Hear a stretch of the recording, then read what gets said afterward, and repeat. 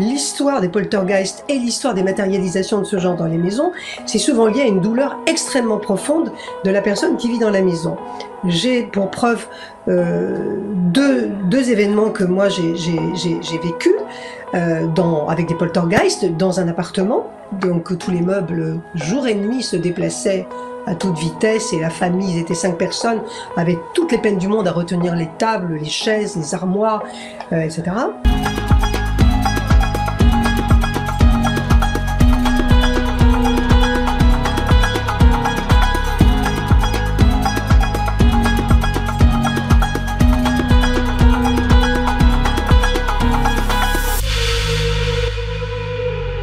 Maison et lieux hantés, mémoire des murs ou fantômes, c'est le sommaire de ce nouveau numéro des Affranchis de l'info. 90 minutes consacrées à ce que beaucoup ressentent là où ils vivent. Comme tous les mercredis, on est en direct sur tous les réseaux sociaux de BTLV.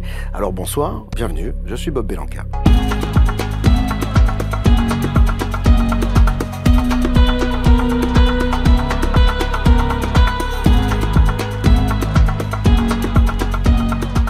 Fantôme aberrante, mémoire des murs, il est difficile de s'y retrouver. Voilà pourquoi je souhaitais vous proposer d'ouvrir les portes de ces maisons hantées. La vraie question est qui se cache derrière ces phénomènes ressentis par leurs habitants bien vivants. Maisons et lieux hantés, mémoire des murs ou fantômes, on en parle ce soir avec les affranchis de la rédaction. Et justement, elles sont très féminines, à commencer par Sandrine Chopin. Bonsoir Sandrine. Salut Bob. Ravi de t'accueillir une nouvelle fois pour évoquer bien sûr ces maisons hantées avec cette question, mémoire des murs ou fantômes. Bien sûr tu ne seras pas seule, je suis entouré que de femmes ce soir. Il y a Pega Hussaini qui est avec nous. Salut Pega. Bonsoir. Ça va bien? Bien et toi? Que des reines de beauté, je peux vous le dire. Elle est bien sûr, elle aussi, très souvent ici. C'est Jeanne Boudra. Salut Jeanne. Salut Bob. La petite fille, en fait. Quand tu es là, sur ta petite chaise, comme ça, on dirait une petite fille. Donc voilà. Sage, hein. Bon, très sage. Bon, on est ravis de t'accueillir. D'autant que ce soir, on a 2 grands témoins, à commencer par Annabelle de Villedieu. Bonsoir Annabelle. Bonsoir Bob. Ravi de t'accueillir. Alors, pour ceux qui ne te connaissent pas, bon, ils sont peu nombreux quand même, tu animes tous les mois sur BTLV les clés d'Annabelle. Tu es bien sûr médium et tu fais aussi beaucoup de musique. Alors moi, c'est ce qui m'a le plus scotché chez toi. Je me souviens t'avoir découvert sur scène en tant que musicienne. Je vous assure, vous écoutez Annabelle. Il y a 2 CD là que vous voyez à l'écran qui sont à votre disposition bien évidemment.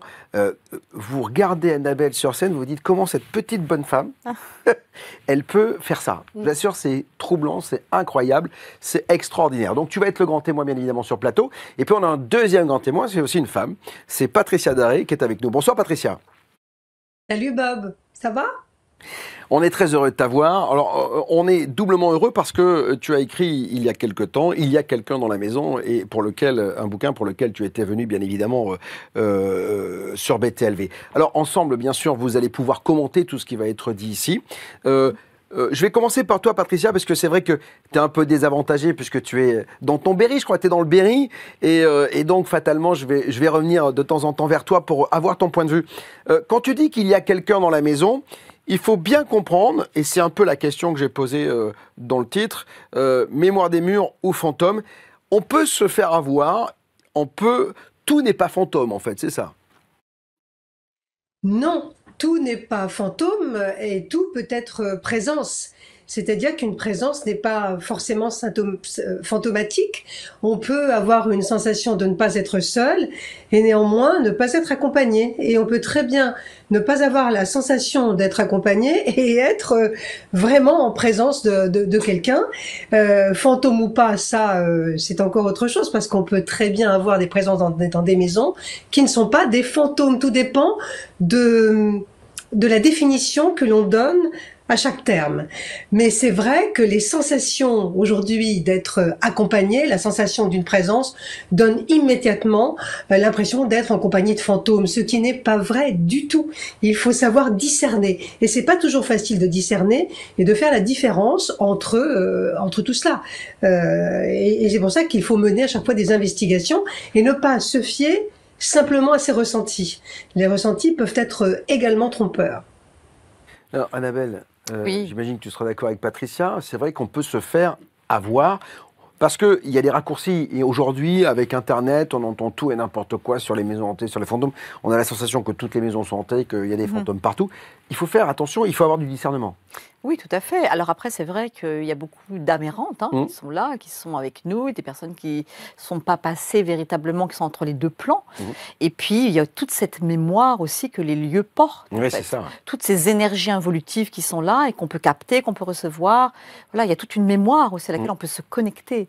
Donc, il n'y a pas uniquement de la présence. Quand on est médium, on est un canal, bien évidemment. Enfin, moi, je sais, bon, vous le savez, je vais dans n'importe quelle maison, il se passe des choses, et je ressens rien, je rentre, parce qu'en fait, je dois être tellement fermé que finalement, il ne se passe pas grand-chose. Mais quand on est canal, comme toi, comme Patricia, vous arrivez dans un endroit, vous le sentez tout de suite, vous le ressentez oui, tout moi de suite. je sens tout de suite l'énergie du lieu. Ça. Et d'ailleurs, quand il y a vraiment des présences d'entités, ce qu'on peut appeler les fantômes, j'appelle des êtres qui sont en errance, qui ne sont pas encore passés complètement de l'autre côté, qui sont entre les deux plans, moi je ressens physiquement parlant des frissons dans mon corps. J'ai une sensation de froid, de quelque chose qui me glace, tu vois. D'ailleurs, j'ai fait beaucoup de tournages aussi comme ça, on m'a emmené souvent dans des maisons où il s'était passé des choses, où il y avait des présences, et du coup cette sensation elle est vraiment physique, c'est-à-dire que je ressens quelque chose qui va traverser mon corps et qui me glace même, tu vois. Bien sûr. Alors Patricia, je voudrais juste poser une question, parce qu'on parle souvent des effets finalement et des ressentis négatifs dans une maison, mais moi il m'est arrivé de rentrer dans des maisons, la mienne, celle que j'habite aujourd'hui, j'ai la sensation que quand je suis arrivé, elle m'a choisi. Ça veut dire quoi? Ça veut dire qu'il y a des entités ou des mémoires des murs qui sont positives et qui me correspondent? Alors, c'est encore autre chose, la maison qui t'attend, la maison qui te choisit. Je pense que notre vie, il y a une espèce de prédestination, on va dire ça comme ça, des lieux que nous allons rencontrer, que nous allons habiter, que nous allons visiter. Les lieux où nous allons vivre, qui vont être importants pour nous, sont des lieux que l'on connaît déjà en fin de compte. Ça, c'est autre chose. La maison qui nous attend, c'est celle où on va vivre parce qu'on y a peut-être déjà vécu. Ça ne veut pas dire qu'on y a vécu dans une vie antérieure. Ça veut dire que, comme le temps n'existe pas, il est probable qu'on la connaisse déjà et qu'on la reconnaisse. Ça, c'est encore autre chose. Et ce n'est pas lié à des phénomènes de hantise. C'est lié vraiment à la prédestination, à ce temps qui n'existe pas, à ces lieux qui nous attendent tout simplement parce que est-ce qu'on va y vivre et est-ce qu'on y a déjà vécu? Est-ce que ce qu'on va vivre est déjà passé? Il y a tout ça qui entre en ligne de compte. C'est encore autre chose. En revanche, les maisons qui nous attendent et les maisons que l'on visite et qui vont se réveiller d'un seul coup parce que nous sommes là, ce sont des maisons qui sont amenées à être activées par nous-mêmes. Une maison hantée n'est pas forcément hantée pour tout le monde. Il y a des gens qui vont vivre dans des lieux où ils ne vont rien ressentir. Ils vont vivre une vie normale et ils n'auront aucun problème. D'autres vont arriver dans la maison et vont activer des énergies en résonance avec ce qu'ils émettent eux-mêmes. Il faut savoir qu'un fantôme, qu'un esprit errant, que quelqu'un qu'on va ressentir est en résonance avec ce que nous émettons. Il va chercher pour s'activer une part de ce que nous émettons, une part de notre douleur, il va se reconnaître en nous. C'est-à-dire que quelqu'un qui va rentrer dans une maison, qui va sentir une âme errante ou un fantôme ou une énergie de douleur, on va dire je ressens de la colère, etc., cette énergie pour se réveiller a besoin de nous et elle va chercher notre propre colère pour s'activer. Nous activons les énergies. Il y a des gens qui les activent et d'autres qui ne les activent pas. C'est comme ça. Une énergie toute seule n'émet pas. Elle ne s'active pas toute seule. Il faut qu'il y ait quelqu'un qui soit là pour la déclencher. Et souvent, les maisons hantées sont déclenchées par des gens des énergies. Je dis toujours, quand on arrive dans une maison, cherchons le fantôme et surtout, cherchons celui qui le déclenche. Et on a souvent, dans les familles qui déclenchent les hantises, beaucoup d'enfants, souvent ce sont des enfants, beaucoup de femmes, il y a très peu d'hommes qui déclenchent des fantômes, c'est très bizarre mais c'est comme ça. Donc ils vont chercher pour être activés des énergies très particulières.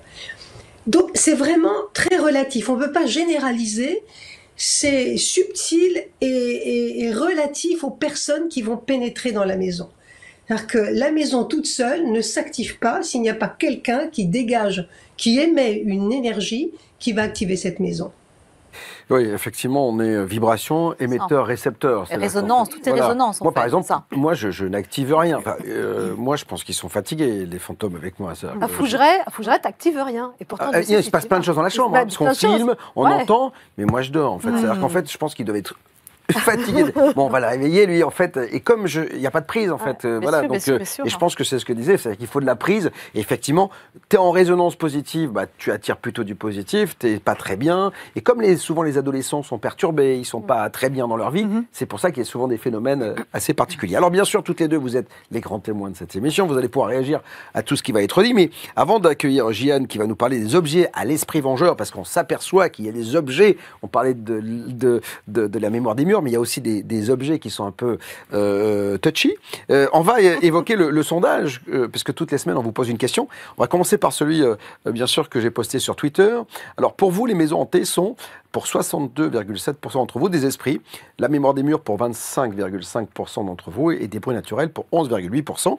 Et puis sur YouTube, c'est à peu près ISO. 62% des esprits, 25% la mémoire des murs et 13% des bruits naturels. Il y a quand même, et c'est très important, Annabelle, les bruits naturels d'une maison. C'est-à-dire qu'il faut pas occulter cela. Quoi. Oui, il y a une vie quand bien même. Sûr, hein, ouais. Donc les matières, les matériaux, voilà, le bois, le machin. Qui travaillent, qui bougent, etc. Bien sûr. Ouais, il faut pas. Parce que souvent les gens font des raccourcis. Ah, j'entends du bruit dans la maison. Mais enfin, moi j'ai une maison de 1920. Si je commence à écouter les choses, elle vit la maison. Oui, c'est ça. Il y a du vivant. Elle est vivante. Alors, Jian, on va évoquer dans un instant des objets à l'esprit vengeur, mais vous le savez, on est en direct sur tous les réseaux sociaux de BTLV, alors vous allez pouvoir commenter, mettre des étoiles sur Facebook, mettre des pouces bleus sur YouTube, partager sur Twitch, et bien sûr celui qui fait le lien entre vous et nous, c'est Thomas Nouvel, il est avec nous. Bonsoir Thomas.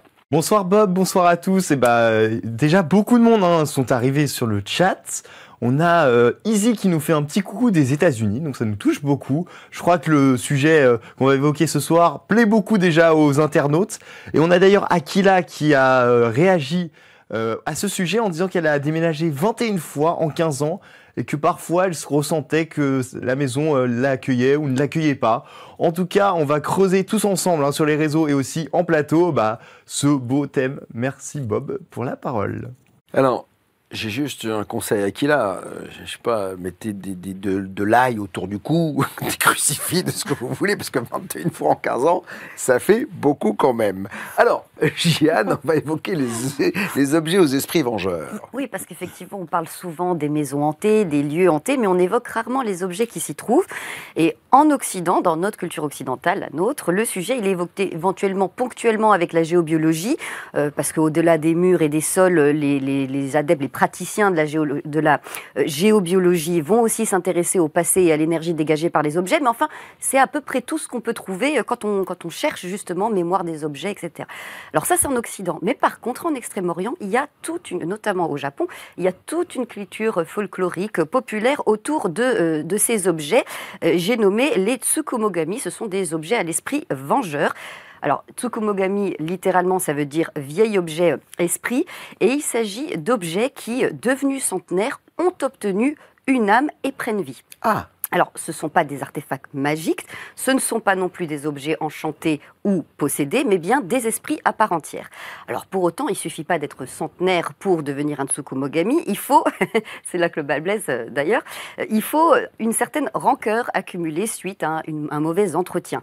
Donc, les objets abîmés, les objets cassés ou délaissés par leurs propriétaires peuvent soudainement décider de se venger. Et pour ce faire, certains n'hésitent pas même à incendier les maisons pour essayer de tenter de tuer leur maître. Ah, quand même, fois assez rare, la plupart du temps, ceux qu'on appelle les tsukumogami, ce sont des êtres un petit peu farceurs, un petit peu malicieux, et ils aiment bien jouer des tours. Voilà. Beaucoup d'esprits sont les esprits farceurs. On en parlera avec nos deux grands témoins, mais c'est vrai qu'il y a le frappeur, le vengeur, le farceur, et on a la sensation... Mais en fait, c'est un peu comme quand on est dans la vie, c'est-à-dire qu'il y a toutes les traits et les caractéristiques des gens. Exactement. Alors, la particularité des tsukumogami, c'est que justement, que ce sont des esprits malicieux et farceurs, et par exemple, ce qu'ils peuvent faire, c'est décider de quitter la maison en emportant tous les ustensiles de la cuisine. Ah. Voilà, donc c'est pas très grave, mais c'est un petit peu embêtant.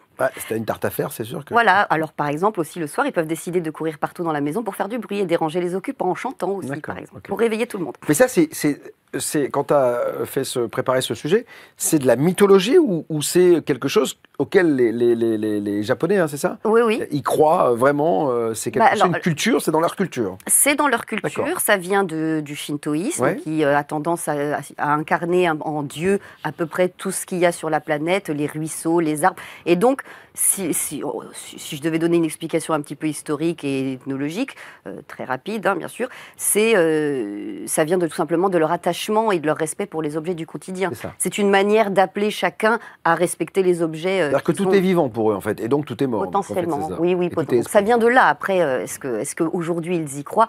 Tout ce que je peux vous dire, c'est que c'est très présent dans la littérature, c'est présent aussi dans des fresques, des grandes peintures des siècles anciens, et puis bien sûr dans les mangas où c'est évidemment toujours très présent. Alors, un des plus connus, c'est le Biwa Boku.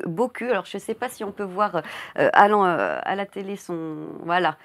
Donc lui, c'est l'esprit d'un luth qui aurait été abîmé par son propriétaire. Et comme vous pouvez le constater sur l'image, et c'est valable aussi pour les autres Tsukumogami, il conserve son aspect d'origine, mais par contre, il va se doter d'yeux, de bouche, de bras. Il devient un corps, quoi, c'est ça. Voilà. Alors, sur une deuxième image qui va apparaître juste après, on peut voir un Kasa Obake. C'est un esprit parapluie qui est doté d'une jambe à la place du manche, d'un œil et d'une bouche avec une langue très longue. Et puis, devant lui, c'est une paire de bakezori qui s'agite. C'est un esprit sandale.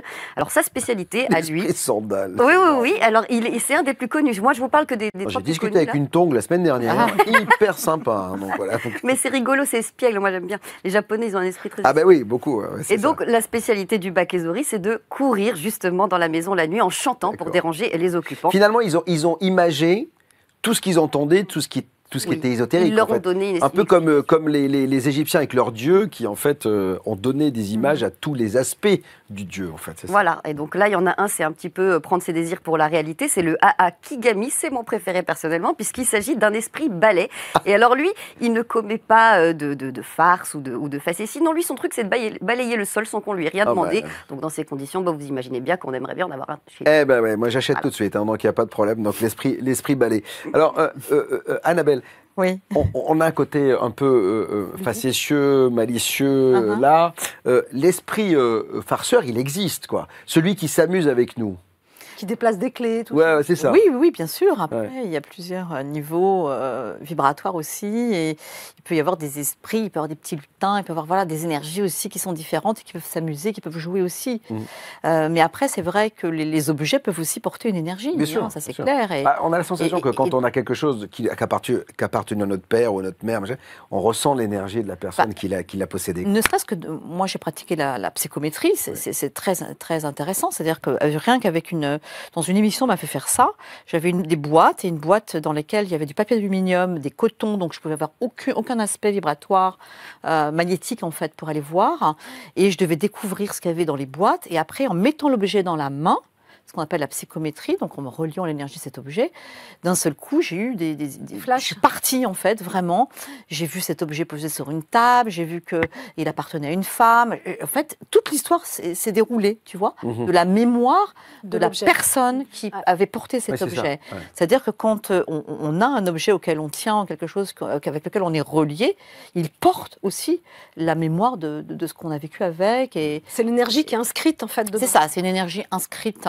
C'est pour ça que c'est pas toujours très positif, par exemple, d'aller racheter une bague, tu vois, d'un divorce, d'un deuil, quelque chose comme ça, et de la porter sur soi. Ou sinon, il y a un nettoyage à faire, c'est ça? Voilà, c'est ça. Donc, on peut nettoyer, bien sûr, les objets pour remettre, je dirais, quelque part, l'énergie en neutralité. Voilà. D'ailleurs, la crémaillère, à la base, c'était vraiment un nettoyage vibratoire des lieux. C'était ça, initialement. C'était ça. Donc, il faut venir un prêtre. Bon, maintenant, c'est fait pour se boire la gueule. T'as du punch? Ouais, file-moi du punch. Voilà, on n'allait pas dans une maison sans faire un nettoyage. Et d'ailleurs, on apporte toujours une plante. Normalement, on apporte toujours une plante. La plante est un symbole aussi de nettoyage. C'est-à-dire qu'elle prend l'énergie, elle redégage, elle absorbe. Voilà, il y a tout cela. Hein. C'est l'objet qu'on apporte. Enfin, c'est le cadeau qu'on fait d'habitude quand il y a une crémaillère. Et puis, c'est ce qu'on met dedans, tu vois. Quand on y met une conscience, une énergie, bien ça devient quelque chose. On a cette capacité de création aussi et d'induire quelque chose. Mais ça, c'est évident qu'on ait cette vibration qui doit s'enregistrer sur des objets, c'est sûr que... Et pour parler des objets comme ça, qui sont un peu animés, dans des rituels un peu... en Afrique, par exemple, ils font des rituels avec des masques, des choses comme ça. Les objets deviennent porteurs, même, parfois, d'une âme, tu vois. C'est quelque chose qui enferme. Le cinéma, on a fait les choux gras avec les poupées, les machins, les trucs, etc. Donc, on va rejoindre Patricia. On a parlé avec Jeanne du côté magique, finalement, de ces Japonais. La magie, elle est arrivée aussi chez toi. Alors, tu étais journaliste, animatrice radio, etc. Et ça t'est tombé dessus. Est-ce que aujourd'hui, finalement, avec le recul, cette magie, elle était en toi, ou c'est la magie qui t'a choisi et elle t'a finalement façonné tel que tu es aujourd'hui? Je pense qu'on n'est pas choisi. On n'est pas choisi. Le côté je suis choisi, je suis élu, c'est une chose qui n'existe pas. Je pense qu'on est tel que l'on est et qu'il y a un moment dans la vie où on est activé, quelque chose se déclenche parce que ça doit se déclencher. Parce qu'on est programmé, à quelque chose que l'on porte et qui se déclenche soit par un choc émotionnel, soit par une circonstance assez violente, assez forte, qui va déclencher ce que nous sommes. Après, on y met ce qu'on veut. Moi, je pense pas avoir été choisie, je pense que je suis ce que je devais être.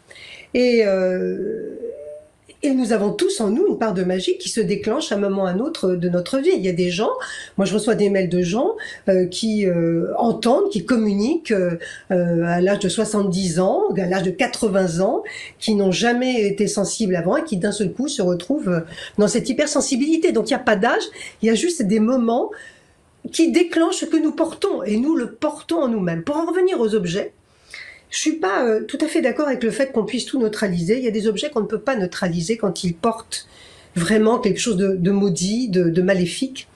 Ils sont tellement imprégnés de l'histoire, de la mémoire, que même, et là je pense à des maisons, en tout cas mais des objets, même si vous les piétinez, si vous les transformez en cendres, ils vont toujours émettre. On ne peut pas se débarrasser de la mémoire. C'est quelque chose qui est extrêmement difficile sur des objets. Je vais vous faire juste une petite histoire qui m'est arrivée il y a 15 jours, c'est tout récent. J'avais pas fait gaffe, comme quoi les cordonniers sont toujours les plus mal chaussés. J'avais cassé une lampe dans ma chambre et pour la remplacer, je suis allée chez un antiquaire, parce que bon, c'est une chambre un peu baroque, chez moi c'est pas très design. Et je suis allée chez un antiquaire pour acheter une petite lampe qui s'avoisine à celle que j'avais cassée. Petite lampe, voilà, genre début de siècle, début du 20e. J'ai oublié la lampe, je la nettoie, je la mets en place, et au bout de 2 jours, je commence à avoir des problèmes. C'est-à-dire que je dors mal. Je dors mal alors que moi je dors plutôt bien. Et je commence à avoir des problèmes de pensée parasite. J'ai une peur de mourir atroce, mais atroce. Chose qui ne m'arrive que quand même très rarement.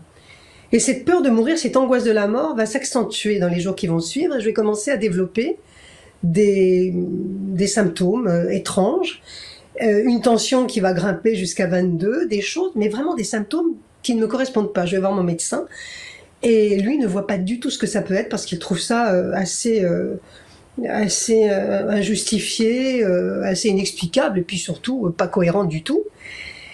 Et au bout de 5 jours, je ne peux plus me lever. C'est-à-dire que je fais mon canapé, mon lit, mon canapé, parce que je suis en train que mon énergie s'en va de plus en plus. Donc ça s'est passé il y a 15 jours, 3 semaines. Hein. Et un soir, n'en pouvant plus, je dis, mais dites-moi ce qui se passe. Qu'est-ce que j'ai? Je suis en train de mourir. Mais pourquoi je suis en train de mourir? Qu'est-ce qui se passe? Puisque apparemment, je n'ai rien. Et là, entre veille et sommeil, j'entends la lampe, jette la lampe. Je n'avais jamais pensé à cette lampe. Je me suis levée, il était 2h du matin. J'ai jeté la lampe et je l'ai jetée. Et j'ai été guérie, mais instantanément. C'est-à-dire qu'au bout d'1 heure, j'avais recouvré ma santé, mes esprits, et j'étais redevenue ce que j'étais avant de l'acheter. Et en m'informant sur la lampe, j'ai découvert que cette lampe avait été sur le chevet d'un monsieur qui est mort, qui a été à l'agonie pendant des semaines. Elle s'était imprégnée de l'agonie. Elle a été récupérée par l'antiquaire. Je l'ai achetée presque immédiatement. Cette lampe était imprégnée de l'agonie. C'est-à-dire que à côté de la lampe, je vivais l'agonie. Et en regardant, je me dis, est-ce que je peux faire quelque chose? On ne peut rien faire quand c'est comme ça. L'objet, vous pouvez pas le neutraliser. Il est empreint d'un événement qui est de toute façon, qu'il a enregistré et qu'il va émettre comme une mémoire en permanence. Et lui, vous ne pourrez pas vous en départir. Lui n'arrêtera jamais de raconter l'histoire. C'est comme une maison qui a vécu un drame, elle n'arrêtera jamais de raconter l'histoire. Donc c'est pour ça qu'il faut vraiment faire attention aux objets. On peut pas toujours neutraliser l'énergie. Il faut vraiment être très attentif à toutes les réactions qu'on peut avoir, les sentiments, les petites idées qui vont vous venir quand vous mettez une bague ancienne, quand vous mettez un vieux collier hérité de la famille. Les premières choses sont les petites sensations que l'on a. Après, elles vont disparaître, mais elles vont se transformer au fur et à mesure en quelque chose de plus profond. Et c'est pas forcément une sensation de mal-être, quelque chose de plus profond qui va commencer à imprégner votre esprit, pas seulement physiquement, mais aussi votre esprit et vos idées. Il faut être extrêmement vigilant avec les objets. On pourrait croire qu'ils sont animés. En tout cas, ce sont d'excellents magnétophones et enregistreurs et qui n'ont qu'une hâte, c'est de vous raconter leur histoire. Et tous les objets racontent l'histoire. Tous les objets racontent l'histoire. Comme disait Annabelle, c'est vrai. En psychométrie, on peut découvrir des histoires incroyables. Et il est quand même peu recommandé, quand un objet vous raconte une histoire assez difficile, de le poser sur le coin du bureau et de dire on verra ça demain, on va le laisser là. Je conseille, moi, il y a des objets sur le rebord de ma fenêtre qu'on m'a apportés, qui sont sur le rebord de ma fenêtre dehors, sous la pluie, sous le froid, que je ne mettrai jamais dans ma maison. Voilà.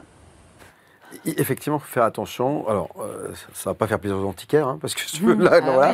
Bon, alors le problème maintenant, Patricia, c'est que dans ta chambre, tu n'as plus de lumière. Voilà, donc ça, c'est un peu le problème. Tu voulais rajouter quelque chose, Sandrine? Patricia, en fait, si j'ai bien compris, c'est pas suffisant de nettoyer un objet ou une maison. Souvent, on dit on fait venir quelqu'un, un exorciste ou un géobiologue, voilà, etc. C'est ça, ou une médium, ou un passeur d'âme pour enlever, voilà, pour faire passer les âmes errantes et restantes dans les maisons. Mais ça veut dire que même si l'âme s'en va, même si on nettoie l'objet, finalement, cette mémoire, c'est au-delà des entités qui peuvent rester. Ça reste quoi qu'il arrive. C'est ça? Alors, il faut dire plusieurs choses. Un géobiologue, un bon géobiologue, va vous dire si la maison est habitable ou pas. Il va pouvoir faire certaines choses, mais il va sentir les énergies, il va vous dire si et le terrain et la mémoire posent un problème dans la maison. On parle trop souvent des âmes errantes dont on peut se débarrasser. On ne peut pas se débarrasser comme ça des âmes errantes. D'abord pour deux choses. Il y a des âmes errantes, mais pas que des âmes errantes dans les maisons. Il y a aussi des entités qui ne sont pas des âmes errantes et qui sont là parce qu'elles ont encore un rôle à y jouer. Il y a des défunts qui reviennent, qui ne sont pas des défunts qui demandent à partir, qu'on ne peut pas chasser comme ça avec un rituel ou avec de la sauge ou je ne sais quoi. Ce sont des défunts qui vont vous expliquer, des fantômes vous expliquent, qu'ils sont là parce qu'ils ont encore des choses à y faire et que ça fait partie de leur plan et qu'il va falloir vivre en cohabitation ou s'en aller soi-même. Donc, on n'est pas on peut ressentir, on peut faire l'état des lieux, mais en aucun cas, on ne peut se débarrasser des entités dans les lieux. Il y a des entités légères, il y a de petites âmes errantes de temps en temps, on fait un petit nettoyage d'une maison qui est un peu impure, un peu souillée par des événements. Mais il faut savoir la profondeur de ce qui s'est passé. Il faut savoir aussi de qui est là, pourquoi il est là. C'est pour ça qu'il est toujours important de dire, c'est pas de dire je ressens, je vais faire, c'est je ressens, mais qui est là? Pourquoi cette entité est là? Est-ce qu'elle a autant de légitimité que moi à y être? Parce que moi, au début, je me disais, moi, je suis vivante, il est mort, donc moi, je suis légitime, il ne l'est pas. Sauf que pour l'entité et le fantôme en question, nous sommes morts. Et que lui a une légitimité à habiter le lieu. Le fantôme vous dira que c'est nous qui sommes morts et que lui est vivant. Puisque nous sommes chacun dans un espace-temps différent et que chacun ressent l'autre comme un fantôme. Donc, qui est légitime et comment fait-on pour cohabiter? C'est la grande question. Peut-on cohabiter dans une maison chargée d'histoire, chargée d'entités? Tous les jours, je reçois des mails de gens qui me disent « J'habite une maison, mes enfants ont peur la nuit, ils voient des gens qui passent, etc. » Parce que les enfants sont les premiers capteurs et ils ne se trompent jamais. Pouvez-vous faire quelque chose? Non, je ne peux pas venir en disant « Youp, youp, là, là, je vais virer tout le monde. » Si c'est une maison qui peut être un vortex, un passage, une maison dont les habitants justifient leur passage et leur présence, voilà, il y a plusieurs degrés et il faut vraiment questionner justement sur ces degrés. Il y a des maisons dont on ne pourra jamais libérer l'espace et les fantômes seront encore là quand nous serons morts. Et peut-être serons-nous fantômes avec eux, partagerons-nous l'espace de cette maison. Mais il faut savoir que dans l'espace d'un défunt, ou pas d'un défunt, mais d'un fantôme, nous sommes morts. Nous sommes les morts. Ils nous regardent comme des défunts. Donc, il n'y a aucune légitimité. Il faut vraiment négocier, il faut vraiment savoir s'ils sont paumés, si on peut les faire partir, ou si ils ont un rôle à y jouer. C'est pour ça que c'est très très complexe. La discernement entre les mémoires, les gens qui sont là, le rôle qu'ils peuvent jouer, le rôle que nous pouvons jouer. Sommes-nous habilités à chasser les fantômes? Sommes-nous habilités à les faire partir? Devons-nous faire partir tout ce qui se présente? Ou devons-nous plutôt faire une investigation sur qui ils sont et ce qu'ils font là? Je crois que c'est beaucoup plus sensé de faire une investigation plus profonde. Alors, quand j'entends Patricia, j'ai la sensation de revoir le film Les Autres avec Nicole Kidman, où en fait, elle pense que sa maison est squattée par des entités, alors que c'est elle et ses enfants qui... bon, j'ai spolié le film, qui sont les films. Tu as eu du mal déjà dans des maisons, en tout cas à pouvoir entrer dans des maisons ou à partir avec des entités un peu compliquées? Ah oui, tout à fait. Et moi, je suis tout à fait d'accord avec ce que dit Patricia. On ne peut pas comme ça dégager, parce qu'on a choisi de dégager. Parce que ça paraît simple. Tiens, vas-y, va-t'en, rentre chez toi. Il y a vraiment une communication à avoir avec ce qui se passe dans l'espace. Comprendre, en fait. Comprendre, et puis des entités qui ne veulent pas. Il y a des êtres qui sont là, qui ne veulent pas partir. Ils sont là, ils sont bien, ils sont chez eux. Ils sont chez comme eux. dit Patricia, ils disent, mais pourquoi je suis quitter l'espace.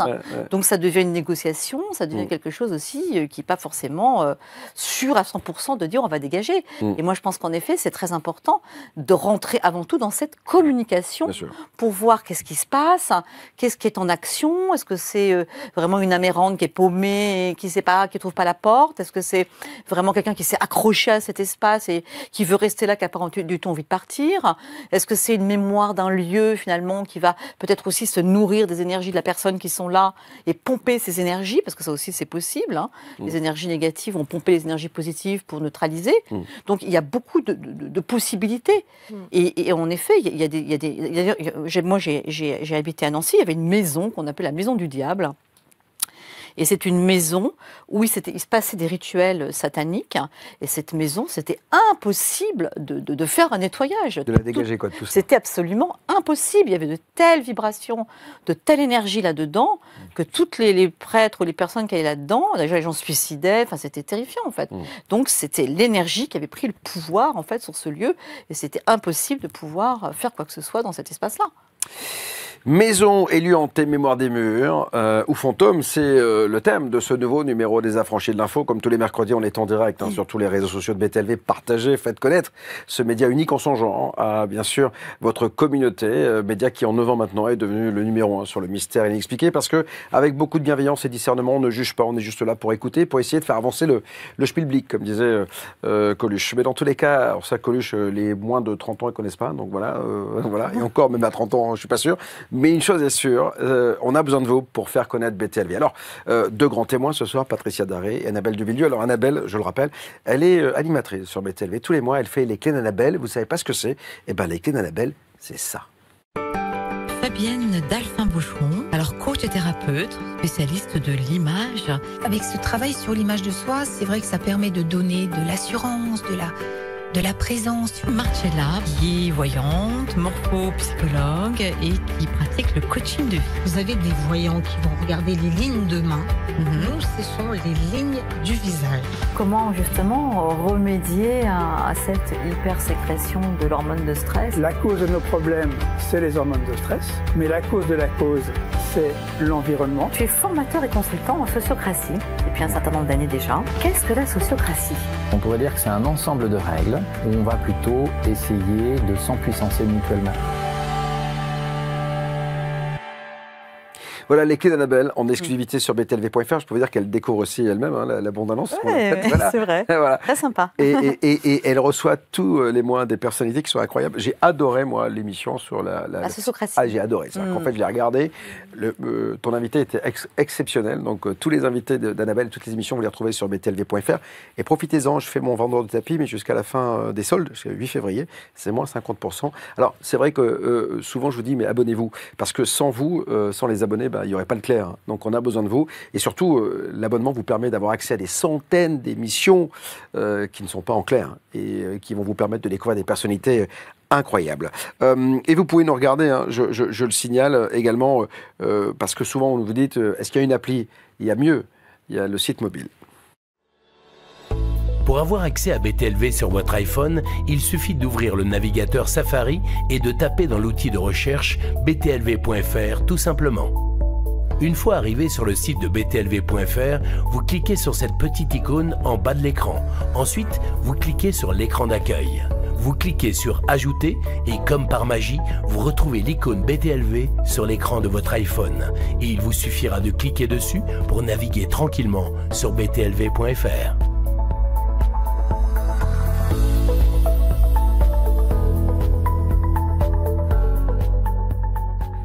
Voilà, vous avez également, bien sûr, le tuto pour l'Android.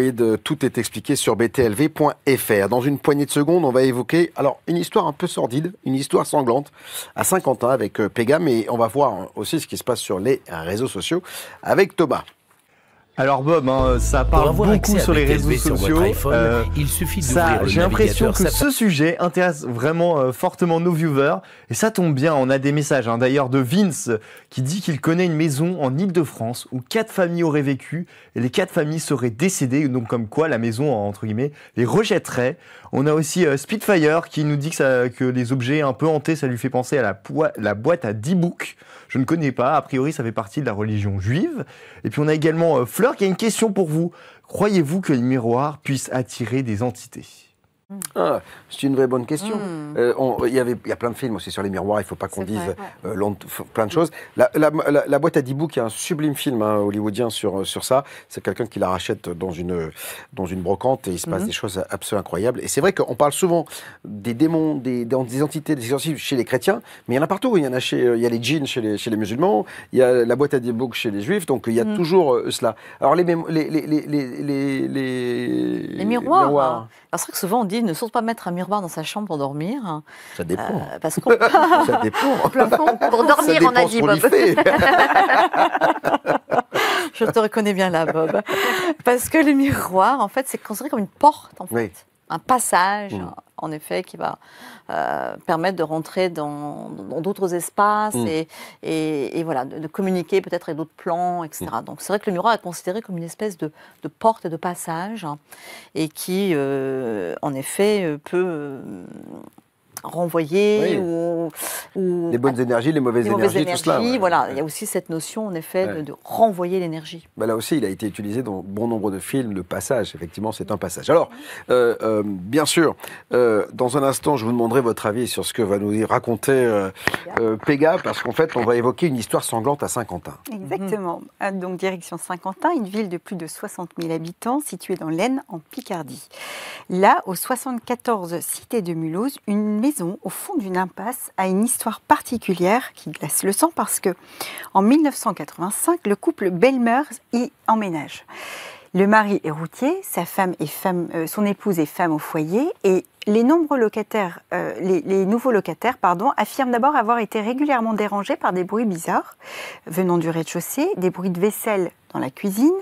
Ils avaient l'impression qu'il y avait une craie qui grinçait sur un tableau, des gémissements semblables à des cris d'hommes, des râles, des cris d'hommes agonisants. Jusque-là, on va dire que c'est des récits classiques, sauf que les murs se sont mis à saigner en 1986. Ça me rappelle Amityville, la maison du diable. Donc, Assez flippant, un jour la femme se rend compte qu'une tache rouge apparaît sur le mur. Affolée, elle prévient son mari et lui est absent. Il lui dit écoute, ça doit être de l'ancienne peinture qui réapparaît, on a fait des travaux, etc. Sauf que les taches deviennent de plus en plus abondantes, le sang commence à dégouliner sur les murs. Et donc les locataires pris de panique effrayés préviennent la gendarmerie. La gendarmerie commence à enquêter. L'enquête de police réalisée prouve qu'il s'agit bien de sang humain. Ce sang est envoyé à Paris pour être analysé. Les enquêteurs tentent de comprendre, impossible. Une nuit, qu'est-ce qu'ils font les policiers, les gendarmes? Ils se disent on va placer la maison sous scellé avec de la farine éparpillée partout sur le sol. Ouais. Très bonne stratégie. Sauf qu'au petit matin, les murs étaient couverts de sang et aucune trace visible sur le sol. Donc la farine n'avait pas bougé et pourtant les murs avaient continué de saigner. Donc le phénomène reste inexpliqué. Après avoir alerté les autorités, alors des journalistes de FR3 à l'époque, des médiums sont venus parce qu'ils pensaient qu'un corps inexistant était dans la cave. Beaucoup ont défilé pour comprendre ce mystère. L'histoire est rendue populaire par l'ancienne émission de TF1 à l'époque, en 92, Mystère, ça s'appelait. Mais ce qui est étrange, c'est que ces locataires, donc ils sont partis, il y en a eu d'autres et plus rien. Il ne s'est plus jamais rien passé après. Donc, là, ça revient à ce que disait Patricia tout à l'heure, c'est-à-dire qu'en fait, c'est en fonction de la personne. Ça, c'est quelque chose qui est très symptomatique de bon nombre de cas de hantise de maison, c'est-à-dire que ça correspond vraiment à l'énergie dans laquelle se trouve. En fait. Voilà, c'est la résonance des lieux. Hein. Donc là, la maison sanglante, c'est quand même un peu flippant quand même. Donc, et alors, est-ce que des analyses de sang ont été faites? Parce que ce qui est intéressant, c'est de savoir à qui il appartenait ce sang. Elles ont été envoyées. Ils savent que c'est du sang humain. Mais ils n'ont pas. Non, ils n'ont pas identifié. Non.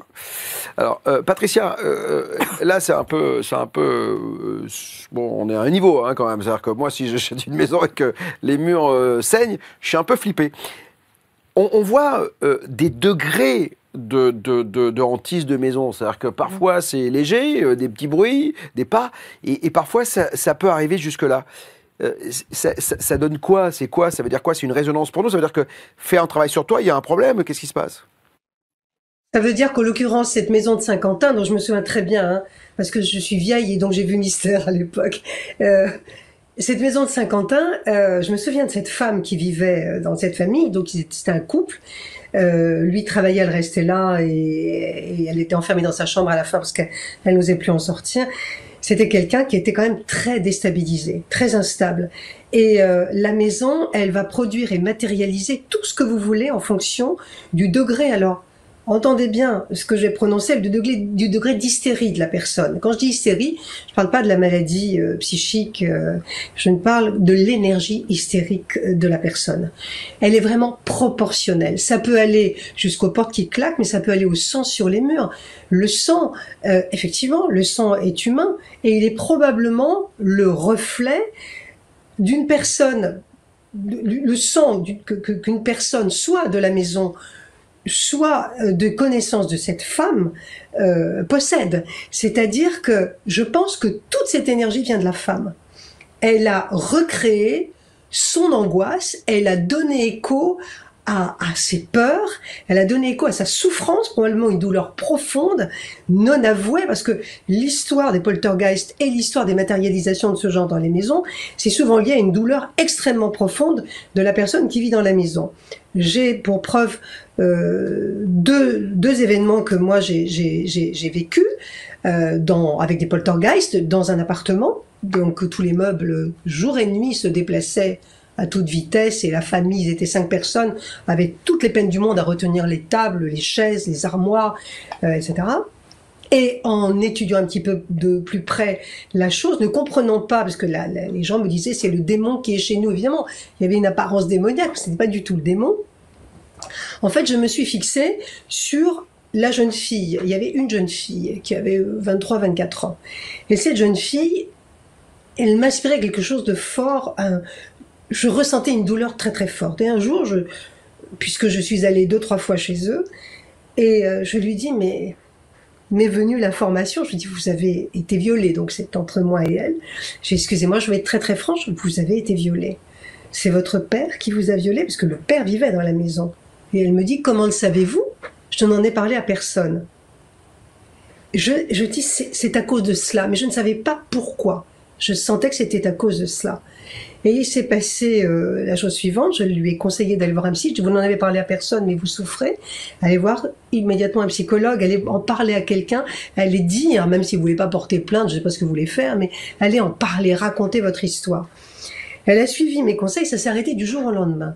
Donc là, on assistait aux draps des lits qui volaient, on assistait aux tables qui se soulevaient, aux verres qui se précipitaient. Qu'est-ce qui se passe ? Quand une personne a une douleur extrêmement forte, du non-dit, souvent chez les femmes, c'est des histoires d'inceste et de viol, souvent, dans la petite enfance, quelque chose qu'on n'a pas pu dire, quelque chose qui a fracassé votre être et qui ne pourra jamais sortir. Tout le monde ne réagit pas de la même façon devant ce genre de crime. Eh bien, il va se passer que la matière psychique que vous allez dégager, et c'est souvent le cas dans les poltergeists, on dégage une matière psychique telle qu'elle se matérialise. Elle va commencer à donner des sons, puis des odeurs. Là, elle a été très très forte puisqu'elle a donné du sang. Et à qui était adressé, parce que j'ai beaucoup réfléchi à cette histoire de la maison de Saint-Quentin, à qui était adressé ce sang? C'était adressé au mari, tout simplement, qui apparemment travaillait beaucoup, était très absent, elle était très seule, et elle ne se sentait pas assistée ou secourue dans sa détresse. Et souvent, chez les enfants comme chez les gens fragiles, il y a des capacités pour certains, pas pour tout le monde évidemment, de fabriquer cette matière psychique qui va matérialiser des tonnes de choses qui sont un appel à l'aide. C'est regardez-moi, écoutez-moi, je ne peux pas le dire, mais écoutez-moi. Ce qui est intéressant, c'est que ça se passe au niveau inconscient, parce que jamais cette femme ne pourrait imaginer qu'elle dégage ça. On dégage, comme quand on est médium, c'est au niveau inconscient, on ne se fait pas exprès. Mais il y a des gens qui dégagent ces capacités, soit de matérialisation olfactive, sang, eau, on a aussi des flaques d'eau par terre, des choses qui apparaissent, des taches humides sur les murs, mais qui n'ont aucun lien avec l'humidité de la pièce. On a mais des tonnes de choses qui viennent uniquement, qui sont provoquées par la matière psychique dégagée par la personne en souffrance, qui, lorsqu'elle va partir, va dégager la maison. Là, il ne s'agit pas d'une maison hantée, mais bien d'une maison qui a été activée par la souffrance d'une personne et qui a matérialisé toute sa souffrance. C'est pour ça que chez beaucoup d'enfants, où le non-dit est très très très important, dans les douleurs d'enfants qui ont été abusés, etc., on a beaucoup de poltergeist, on a beaucoup de déplacements d'objets, on a beaucoup de ce genre de manifestations. Et avant d'aller voir les esprits qui sont dans la maison, il faut aller voir les occupants et comprendre quelle est la souffrance qui n'est pas exprimée et chez qui elle n'est pas exprimée. Donc vous voyez, c'est toujours l'investigation prudente et j'allais dire psychanalytique pratiquement, puisqu'on sait que le paranormal et la psychanalyse sont vraiment frères jumeaux. Hein. La frontière est très très mince.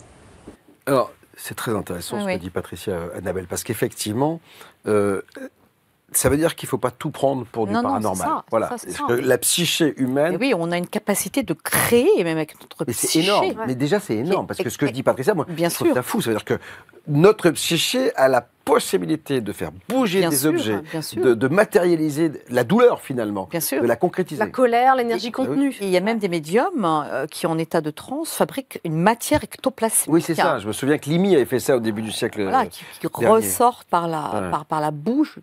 Donc il y a vraiment une capacité à créer, en fait. Et il y a ce phénomène de résonance, en effet, entre le lieu.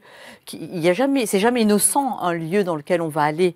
C'est qu'il y a quelque chose à comprendre, quelque chose à nettoyer, ou qu'il y a quelque chose qui va se créer par rapport à ce lieu, pour nous-mêmes aussi, qu'on a besoin de nettoyer, de libérer, de comprendre. Mais comment on fait preuve de discernement face à ça? Parce que là on est presque psychologue, quoi. C'est-à-dire qu'il faut comprendre la psyché humaine, quoi. Donc, Après, je pense que c'est là que c'est intéressant, justement, de faire intervenir des personnes qui ont cette capacité à analyser, de capter qu'est-ce qui se passe exactement. Est-ce que c'est vraiment un phénomène psychique? Est-ce que il y a vraiment une entité qui est là? Est-ce qu'il y a... Je pense que c'est là que c'est important de faire vraiment intervenir une personne compétente en la matière. Parce qu'en fait, et puis la peur aussi peut générer. Et puis pour pas faire de raccourcis et pour pas faire n'importe quoi. C'est ça, bien sûr. Et emmener les gens sur des chemins qui peuvent être bien sûr. et dangereux. Et en plus, on sait que la peur, en fait, crée aussi une énergie. Donc, on peut rentrer dans une espèce de système où on n'en finit plus, en fait. On est dans la peur, il se crée ça et ça se nourrit. Bien sûr. Oui. À un moment donné. Bien sûr. La peur engendre la peur et l'angoisse en va engendrer encore plus de peur. Et c'est le serpent qui se mord la queue. Et la personne, et on rentre dans une espèce de cercle. Ce que je trouve assez fascinant, excuse-moi, c'est qu'en fait, quand on voit ça, quand on comprend ça, c'est là où on se dit, une fois encore, on est face au fait qu'on n'est que de l'énergie. Bien sûr. On n'est pas autre chose. Mais c'est encore une fois la démonstration. Et la puissance. Une puissance, absolument. Je vous ramène à une émission que j'ai enregistrée avec David Elbaz qui disait qu'on est plus puissant que le soleil. C'est-à-dire qu'en fait, vous savez que tout être fabrique de la lumière. Alors pas de la lumière comme ça, c'est de la lumière, c'est de l'énergie.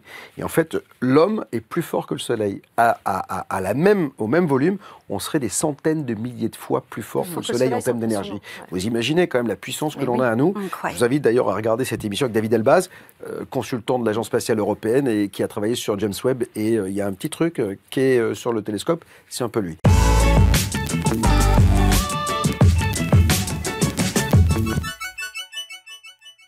Si vous arrivez, soyez les bienvenus. On rappelle qu'on parle ce soir des maisons et des lieux hantés avec une question, mémoire des murs ou fantômes. On a deux grands témoins, Patricia Daré, en direct de chez elle, et puis Annabelle de Villieu. Et Sandrine va évoquer dans un instant un esprit qui va livrer, en tout cas qui a fait la lumière sur son coupable. Avant cela, j'aimerais vous signaler qu'il y a un nouvel intervenant régulier sur BTLV. Il est là tous les mois et il part à la recherche d'un fait absolument incroyable. C'est Jean-Patrick Pourtal.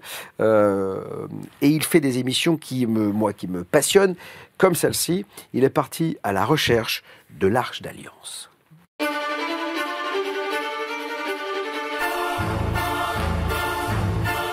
Moïse va monter au sommet du mont Sinaï pour pouvoir discuter entre guillemets avec Dieu. Et Dieu, là, va lui délivrer les 10 commandements, les fameux 10 commandements.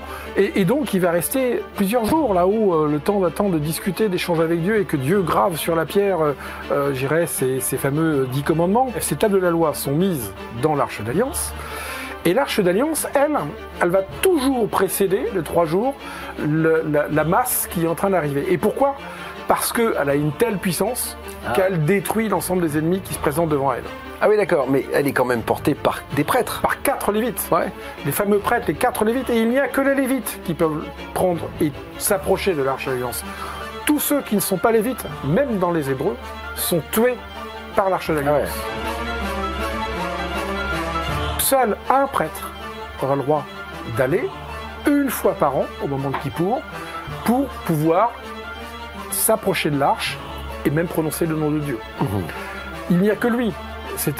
On sent que c'est quelque chose d'extrêmement craint, l'Arche d'Alliance. On dit qu'elle serait dans une petite église en plus, l'Arche d'Alliance aujourd'hui. Sainte-Marie de Sion, qui se trouve en Éthiopie. Pour certains, l'Arche d'Alliance serait dans cette église. Et encore une fois, gardée par un seul gardien. Personne s'y en approche, quoi, parce qu'on dit que si on s'y approche, on devient aveugle, on peut mourir. À la recherche de l'Arche d'Alliance, c'est magnifique. Moi, j'adore ces sujets. Bien sûr, j'ai l'impression d'être Indiana Jones, donc à la recherche de tous ces artefacts bibliques, religieux, incroyables, qui font rêver. Dans tous les cas, c'est à votre disposition si, bien sûr, vous êtes abonné à BTLV. Alors, mémoire des murs ou fantômes, c'est la question que l'on pose quand on évoque les maisons hantées ou les lieux hantés. Et cette fois-ci, on va s'apercevoir qu'il y a des esprits, parfois, un peu comme quand on en parle de réincarnation. Je me souviens avoir évoqué sur BTLV une petite fille qui avait aussi donné le nom de son agresseur ou de celui ou de celle qui l'avait tué. Ben là, c'est un esprit qui a livré à la police son assassin. Absolument, et c'est Florence Hubert, une médium, qui a notamment contribué à l'expérience du test avec Stéphane Alix. Et je vous emmène à Nancy, tu évoquais Nancy tout à l'heure. Il y a une jeune femme d'une 20aine d'années, Cindy, qui est retrouvée assassinée de 50 coups de couteau dans sa chambre. Et au bout de 15 jours, la police piétine et décide de faire appel à une médium, donc Florence Hubert, qui va pour la première fois se rendre sur le lieu du crime. D'habitude, elle travaille sur base photo. Donc elle arrive tout en discrétion. La scène du crime est totalement intacte. Bien sûr, le corps n'est plus sur place. Les traces de violence sont visibles. Et puis là, elle va sentir immédiatement la présence de Cindy. Et elle sent une présence complètement affolée, complètement apeurée. Donc elle essaye de la canaliser, elle demande aux policiers de se taire, de faire aucun bruit. Et là, elle commence à la canaliser et elle la voit dans l'entrebâillement de la porte. Et au moment où en fait elle se voit toutes les deux, c'est Florence qui prend l'énergie, qui commence à s'affoler, et Cindy la calme. Et là, il va se passer quelque chose d'incroyable. Donc il y a du sang partout, le matelas est adossé au mur, il y a des traces de sang. Donc ça, c'est ce que voit la médium. C'est ce que voit tout le monde. En fait. Là, c'est la vraie scène de crime. Je vous mets le contexte. Le corps n'est plus sur place. Elle voit les traces de mains ensanglantées qui montrent qu'il y a eu quand même une lutte. Voilà. Elle s'affole et Cindy, donc non seulement la calme, mais lui dit voilà, si tu veux entendre le message que je veux te transmettre, calme-toi. Donc elle se calme et là, elle va lui insuffler le déroulé des faits. Et comme un film qui va défiler finalement devant elle par communication télépathique, enfin en tout cas voilà, médiumnique. Alors le film est le suivant. Cindy arrive chez elle vers 19h, le fameux soir du crime. Elle rentre chez elle, elle se lave les cheveux. Et puis elle sort de sa salle de bain et là un homme sonne à la porte, il rentre, mais il a les clés du portail. Et c'est un homme assez grand. Apparemment elle le connaît puisqu'en fait ils circulent dans la maison ensemble. Là en fait ce qui va se passer c'est qu'elle retourne dans la salle de bain. Et quand elle sort de la salle de bain, il a le couteau derrière le dos et il la plaque sur le lit et là, il la massacre. Alors, sur le moment, donc, elle a l'explication du déroulé de la scène, mais ce n'est pas suffisant. À un moment donné, Cindy va traverser de la pièce, donc le fantôme de Cindy, et va passer à travers le corps de Florence Hubert pour aller se faire un café dans la cuisine. Et donc Florence Hubert sent un courant d'air complètement froid, les policiers aussi ressentent ça, et Cindy lui fait signe qu'il faut qu'elle vienne avec elle dans la cuisine. Donc là, elle va lui montrer le tiroir, un des tiroirs de la cuisine, elle lui indique qu'il faut l'ouvrir, il l'ouvre, et il manque que le couteau qui a servi effectivement au crime. Ensuite, elle va donner des informations supplémentaires, donc la jeune femme qui a été assassinée, elle va lui montrer des flashs et elle va lui montrer en fait un tatouage sur la cuisse, elle va lui montrer, il a les yeux verts, bleu-vert, elle va lui remontrer sa taille et surtout, elle va lui montrer un carnet dans la pièce d'à côté. Donc, les policiers et Florence Hubert enregistrent tout ce que dit Florence à travers les messages qui lui sont donnés. Là, ils vont voir dans le calepin. Et Cindy avait dit, il faut que tu regardes à la lettre D. Là, en fait, ce qui se passe, c'est qu'ils épluchent tous les noms. Et il y a un certain David, qui était prof de moto, et il trouve des cours de moto, justement, que la petite Cindy faisait. Et en fait, ce qui va se passer, c'est qu'ils vont dans cette moto-école, ils retrouvent un certain David, qui correspond exactement à la description, qui a un tatouage en forme d'aile et d'aigle sur la cuisse. Et là, effectivement, ils arrivent à l'identifier et à pouvoir avancer. Dans l'enquête. Oui, parce que du coup, ce qui se passe, c'est qu'il y a des analyses d'ADN qui sont faites et il va s'avérer que c'est l'ADN qu'on retrouve sur le corps de la jeune fille. Ça, c'est hallucinant. Ça, c'est absolument incroyable. Ouais. C'est-à-dire que des esprits, finalement, et là, c'est ce que disait peut-être tout à l'heure Patricia, c'est-à-dire qu'en fait, tant qu'ils n'ont pas fini leur mission... elle avait un truc à finir. Elle a besoin de finaliser quelque chose, de mettre un point final pour se libérer et partir. Et partir. Et le médium a vraiment cette capacité de rentrer en fait dans des champs de conscience, de communiquer en fait, et au-delà de l'espace-temps, vraiment dans les champs de conscience, de la personne qui est là et d'entendre et d'avoir les informations. Moi, j'ai déjà été confrontée à ça. C'est pour ça que d'ailleurs, ça me donnait des frissons qui en parlait. Mais vraiment, je ressentais vraiment cette présence et vraiment, c'est vraiment ça. C'est des images qu'on reçoit comme un film qui défile avec des informations, avec des détails. Donc, il y a vraiment cette capacité de communication, en fait, au-delà de l'espace-temps, de reliance, en fait, entre différents plans de conscience. Mais alors, le médium auquel est capable le médium d'accéder. Pardon, j'ai une question pour en revenir à ce que disait Sandrine. Vous, on vous a appris à vous calmer pour communiquer, à vous mettre sur une fréquence pour... Est-ce que vous avez appris à canaliser une angoisse, une crainte? En fait, moi, je suis vraiment née avec cette capacité médiumnique depuis toute petite, en fait. Donc, déjà, enfant, je communiquais avec les personnes décédées. J'avais des messages, je les voyais, je recevais des informations. Donc c'était quelque chose qui était très naturel chez moi. Tu avais ta télé à toi, quoi, c'est ça? Voilà. Alors c'est vrai qu'enfant, ça me faisait un peu peur. Je reconnais qu'après, il a fallu que je travaille sur tout ça. Et bon, dans mon expérience de vie, j'ai appris après à canaliser tout ça, c'est-à-dire à ne plus du tout avoir peur, à pouvoir rentrer en contact, à appréhender la mort différemment. Mais c'est vrai que pour un enfant, c'est quelque chose qui peut être bien sûr, c'est déroutant. Un peu terrifiant en fait. Mais moi, c'est quelque chose qui m'a toujours habité. Donc je dirais que c'est vraiment c'était naturel chez moi en fait, quelque chose de naturel en fait, de capter comme ça, de rentrer en contact, de rentrer dans les autres champs de conscience, dans les autres champs et d'avoir des informations et voilà. Parce que là, si elle avait paniqué, elle n'aurait pas eu d'infos en fait. Oui, alors en fait c'est ça, c'est qu'à un moment donné, la fréquence, si elle est trop elle a abaissé sa fréquence vibratoire. Tu sais, j'ai des termes que je commence à capter depuis 9 ans. Et sinon, ça brouille la fréquence. Oui, c'est ça, d'accord. Bon, dans tous les cas, si vous arrivez, soyez les bienvenus. Maison hantée, lieu hanté, mémoire des murs au fantôme. Il est 20h, c'est BTLV.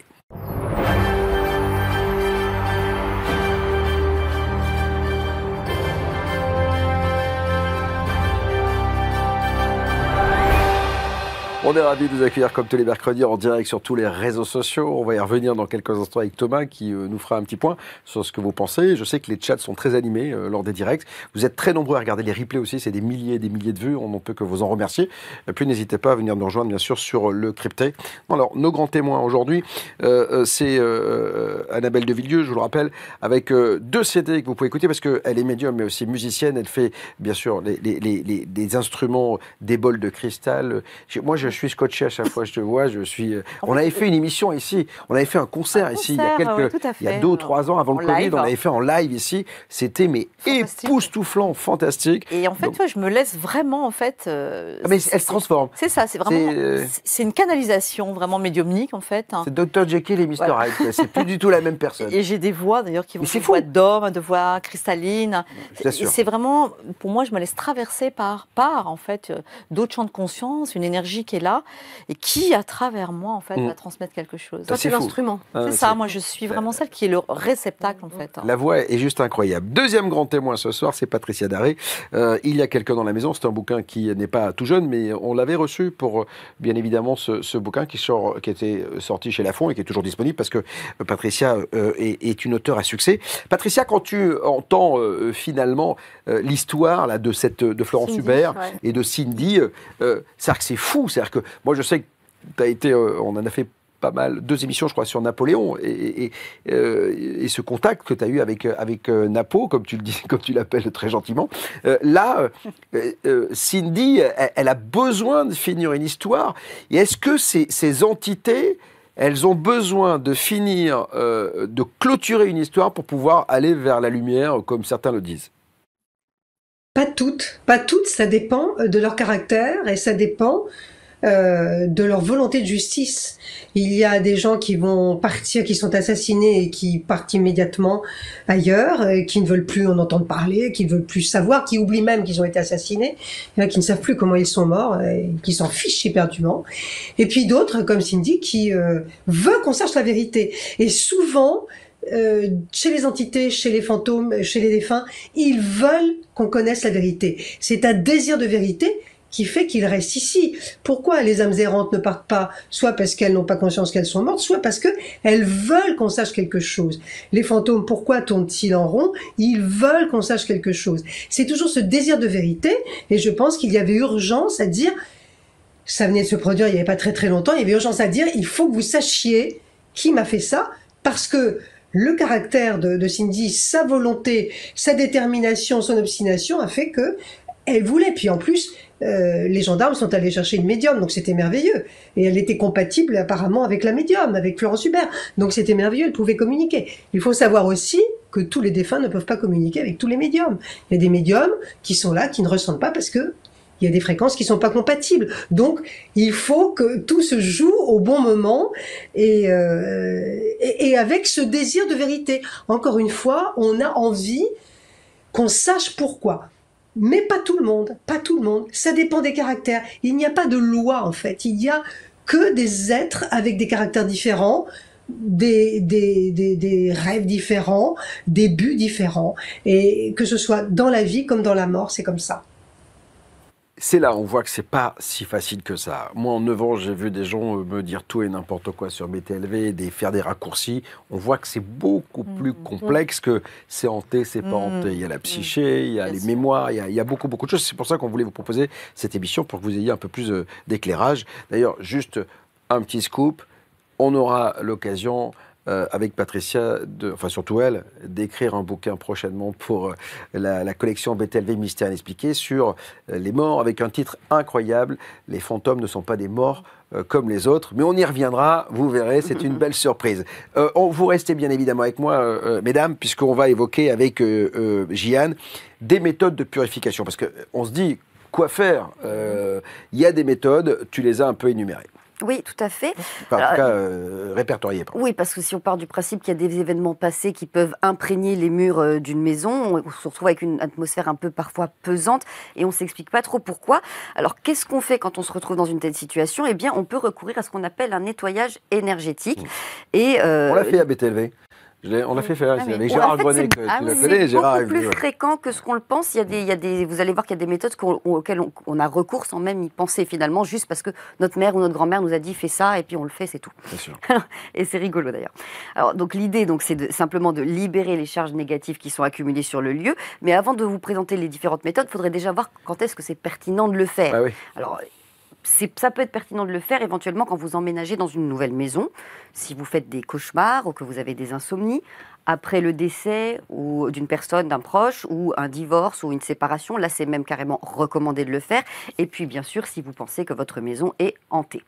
Alors, côté méthode, vous verrez qu'on a déjà tout ce qu'il faut dans la cuisine pour y arriver.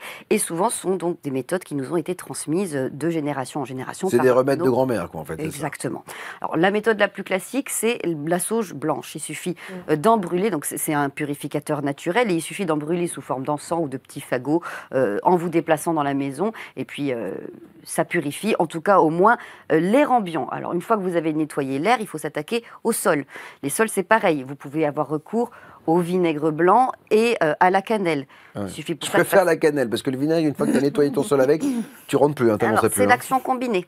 C'est l'action combinée parce qu'on connaît tous les propriétés nettoyantes et purifiantes du vinaigre blanc. On y a recours pour nettoyer notamment les salles de bain. La cannelle, de son côté, elle permet de repousser les mauvaises ondes tout en favorisant l'harmonie des émotions. Donc, on fait un seau d'abord avec le vinaigre blanc et puis on en passe ensuite encore avec un petit coup de serpillière avec la cannelle qui a été donc bouillie dans de l'eau, bien infusée, et ensuite on verse tout ça dans un nouveau seau et c'est parti. Alors une fois que c'est fait, on s'attaque au mauvais esprit et là vous allez voir que tout le monde le fait sans même y penser. On met tout simplement des bols de gros sel dans les coins. Ça, c'est quelque chose qui sont très présents dans les cultures au Maghreb, au Moyen-Orient aussi. C'est systématique, de la même manière que, je ne sais pas si c'est le cas aussi en Iran, mais quand on a un voyageur ou quelqu'un qui quitte la maison, on va jeter de l'eau derrière lui. Ah ouais. Voilà. Donc c'est des choses qu'on fait, on ne sait pas trop pourquoi. On fait ça en Iran, Pega, parce que Pega est iranienne d'origine, donc on fait ça? Le gros sel, on l'utilise souvent. Et le jeter de l'eau, ça, je l'avais vu en Roumanie. Voilà, et alors ils le font en Roumanie, ils le font aussi dans les... Finalement, il y a plein d'endroits où on fait la même chose, quoi, en fait. On a bien compris, quoi. Donc, ce qui prouve bien quelque part que ça ne vient pas de nulle part. Voilà, qu'il y a une constante. Ça doit marcher. Voilà. Ouais, exactement. Voilà, donc si vous disposez du gros sel dans les coins de chaque pièce de la maison, normalement, ça fait fuir les mauvais esprits. Et puis enfin, pour réharmoniser l'énergie de votre maison, pensez quand même régulièrement à changer, enfin surtout quand vous emménagez, changer les vieux papiers peints, repeindre, déplacer aussi les meubles. Il ne faut pas hésiter à s'inspirer du feng shui parce qu'ils savent très bien faire ça. Donc, votre maison ne s'en portera que mieux. Allez-y. Ça suffit, ça en fait, c'est un bon début, quoi, c'est ça? C'est une base. Oui, voilà, mais après, ça, pour moi, c'est un petit peu gentillet, voilà. C'est un petit peu des petites bases comme ça qui peuvent faire du bien, mais je ne suis pas convaincue que ça soit vraiment hyper efficace pour dégager des choses peut-être quand c'est lourd, vraiment lourdes. Et puis voilà, même quand on utilise la sauge, il y a une façon d'utiliser, il y a en même temps, on ouvre un vortex d'énergie pour que les énergies puissent sortir, on ouvre les fenêtres, enfin, il y a aussi beaucoup de choses à mettre en place. Comme une forme de rituel aussi qui va permettre vraiment en conscience, parce qu'il y a ça aussi, je veux dire, c'est quand on utilise de la sauge et qu'on fait comme ça va pas avoir du tout le même impact que lorsqu'on met une conscience véritable derrière dans ce que l'on fait. Voilà. Donc en fait, là aussi, finalement, il faut donner de l'énergie. Puissance de l'intention. C'est ça, l'intention. Ouais. Et nous avons une très très grande puissance de l'intention. Mais il y a une façon de procéder, on ouvre, on ferme, voilà, il y a des façons aussi de... Moi, j'ai beaucoup fait de chamanisme depuis une trentaine d'années, donc c'est pour ça que je connais bien les rituels, les nettoyages, les protections, les purifications. Mais parfois, bon voilà, c'est des petites choses de base, mais ça demande autre chose. Ouais. Et c'est comme une prière, si je dis une prière en la disant comme ça, en n'y pensant pas, mais si je la dis avec mes tripes, il va se créer quelque chose de complètement différent. Oui, c'est l'intention, mais c'est comme quand on parle à l'univers, comme on a tout ça, quoi, c'est ça. Donc, Patricia Daré, ma chère, est-ce qu'il est parfois arrivé, ou qu'il arrive parfois que finalement, les gens sont obligés de quitter la maison parce que malgré le nettoyage, malgré tout, il y a un enfant, une personne qui est en prise directe avec cette maison, ou ce qui se passe dans la maison, et on est obligé de partir? Oui, il y a des... Moi, je leur conseille, en tout cas vivement, et quelquefois, il y a des maisons, on ne pourra jamais faire quoi que ce soit. Il y a des maisons qui sont absolument infréquentables, pour une raison ou pour une autre. Alors ça peut être une énergie négative qui s'est emparée du lieu. Quand je dis négatif, c'est hyper négatif.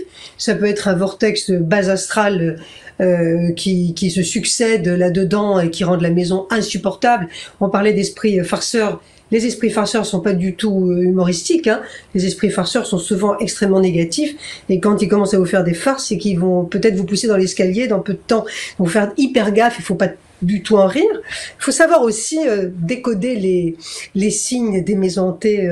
Souvent on m'a dit, par exemple, je vais vous dire, par exemple on me dit, ah moi c'est une maison, il y a une petite fille, un fantôme d'une petite fille que je vois qui a envie de jouer avec nous, elle rit, j'entends son ricanement. J'ai dit, attendez, c'est pas une petite fille du tout. C'est souvent les esprits négatifs prennent l'apparence d'enfants. Il y a très peu de fantômes d'enfants. Il y en a eu, mais il y en a très très peu. Prennent l'apparence d'enfants pour vous attirer. On va vouloir jouer avec vous. C'est un petit peu comme dans le film The Shining. On va entendre des ricanements d'enfants. C'est très malsain. J'ai fait un dégagement. J'ai travaillé dans une maison comme ça, à dégager un château même, où on entendait des ricanements d'enfants.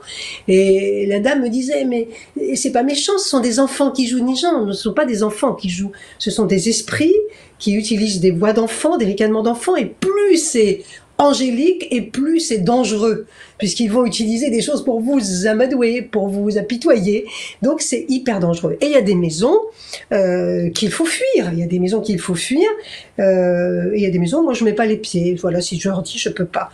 Ça m'est arrivé il y a quelques années, un monsieur qui avait acheté une commanderie templière en Normandie. Et je dis commanderie templière où il y a eu des rituels templiers, je mets pas les pieds. C'est même pas la peine d'aller là-bas. Les maisons n'est pas faite pour être habitées. C'est une maison où il y a eu des rituels. Pas toutes les commanderies. Il y a des commanderies où ils sont simplement habités. Celles où il y a des rituels templiers, c'est même pas la peine, c'est frappé d'interdit, vous n'aurez que des soucis. Et ce monsieur me dit, écoutez, venez, depuis qu'on habite cette commanderie avec ma femme, on dort moins bien. On commence à être très fatigué. Je lui dis, écoutez, moi je ne peux pas venir parce que vous allez avoir des tas de problèmes. L'énergie a été frappée d'interdit. C'est-à-dire que c'est pas une maison pour être habité, c'est une commanderie qui a eu lieu, où il y a eu lieu des rituels secrets et qui n'est pas habitable. C'est un lieu de culte pratiquement. Et le monsieur m'a dit, mais non, mais vous plaisantez, je viens de l'acheter, bon, je vais trouver quelqu'un d'autre. Et puis, un mois ou deux après, il revient vers moi, il me dit, les gens sont venus, personne n'a rien pu faire, ma femme m'a quitté entre-temps. Et moi, je vais pas bien du tout, je suis très déprimée. Et j'ai continué de lui dire, quittez la maison, quittez, c'est pas la peine de rester. Et le temps a passé, il m'a recontacté 2 fois, et puis j'ai appris qu'il s'était suicidé dans cette maison, au bout du parcours, parce que il y a des maisons qui auront votre peau. Et je le dis aux habitants, entre dire oui, là on va la dégager, là c'est possible, on va soulager, là on ne pourra pas soulager, c'est elle ou vous, et peut-être que les gens qui viendront après ne vont rien ressentir, mais vous n'êtes pas fait pour cette maison, parce que vous allez capter absolument tous ces délires, vous allez capter toutes ces manifestations, ça va devenir invivable et vous allez devenir fou. Parce que qu'est-ce qui se passe? Au bout d'un moment, quand on reste dans une maison hantée très longtemps, on commence à devenir un peu dingo. On a l'esprit qui est touché et on perd tout sens commun. on devient dément. Souvent, c'est la folie qui vous guette, la dépression et la folie. Donc, il ne faut pas insister. Quand on a fait le tour de la question, qu'on habite une maison, voilà, à laquelle on n'est pas forcément attaché, qui n'est pas un patrimoine familial, qui n'est pas un souvenir particulier, il ne faut pas hésiter à partir.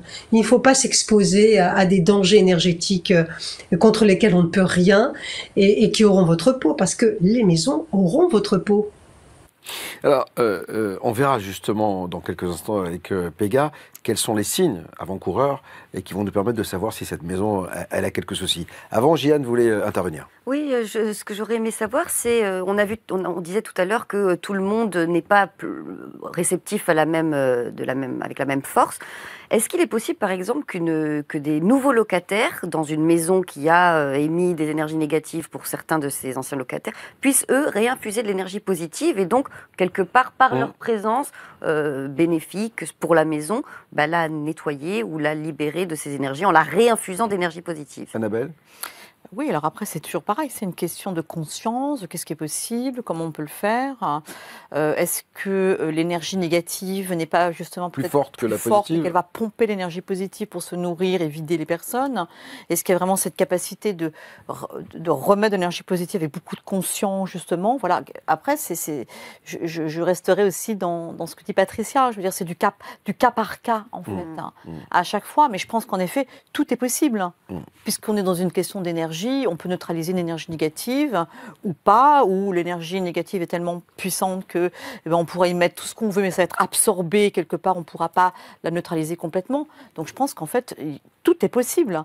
Mais on est toujours dans du cas par cas. On ne peut pas faire une généralité. On ne peut pas faire une généralité ni une globalité, en fait. On va aller retrouver Thomas pour les réseaux sociaux. Je rappelle qu'on est en direct, comme tous les mercredis, sur Facebook, sur YouTube, sur Twitch, les réseaux sociaux de BTLV.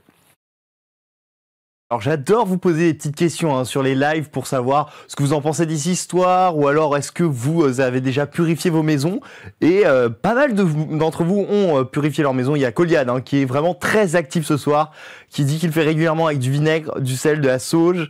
Voilà. Anne également sur Facebook nous dit exactement la même chose. Et alors on a également Coco qui lui n'a pas du tout, Coco de Toulouse, qui n'a pas du tout purifié sa maison, mais qui a fait en sorte de pacte avec l'esprit qui hantait sa maison pour qu'il ne l'hante plus. Et a priori, ça a plutôt marché. Et pour terminer, j'aurais une petite question pour vous. Est-ce que toutes les maisons qui sont habitées par des esprits sont hantées ? Ah ouais, c'est une très bonne question, effectivement. On va la poser à Patricia. Est-ce que finalement toutes les maisons habitées par les esprits, en fait, est-ce qu'il peut y avoir une cohabitation entre l'esprit pacifique, entre l'esprit et l'habitant bien vivant? Alors, toutes les maisons habitées par les esprits ne sont pas hantées, puisque la plupart de nos maisons et de nos appartements sont habités par des esprits. Il n'y a pas beaucoup d'endroits où il n'y a pas d'esprit. On est souvent très entouré, sans le savoir. Il y a toujours du passage, c'est pas forcément des esprits qui restent, mais qui passent. Il y a énormément de cohabitation involontaire et inconsciente. Une maison hantée, c'est vraiment une maison qui fait savoir que nous ne sommes pas les bienvenus, ou que nous posons un petit souci, notre présence pose un souci. C'est ça une maison hantée. Mais nous sommes constamment entourés d'esprits, et nous vivons évidemment dans des maisons qui sont habitées elles aussi, mais par des esprits qui passent, ou des énergies positives, des défunts qui reviennent nous voir, qui sont près de nous. Nous sommes constamment entourés. Donc oui, c'est tout à fait possible d'avoir une maison habitée qui n'est pas hantée. La hantise, c'est vraiment négatif. C'est vraiment quelque chose qui va s'accrocher à vous et vous vider de votre discernement et de votre énergie. Alors, s'il y a bien un endroit où il s'est passé quelque chose, un lieu où il s'est passé quelque chose, c'est le Vatican. Je dis ça parce qu'en fait, Bernard Lecomte, ancien patron de l'Express, de la Croix, du Figmag, est venu sur BTLV. Il a enquêté sur le Vatican, tous les secrets du Vatican. C'est une émission magnifique sur BTLV. Regardez. Le Vatican, c'est un lieu de pouvoir. Quand vous touchez un lieu de pouvoir, vous savez que vous allez avoir des secrets, des mensonges, des mystères.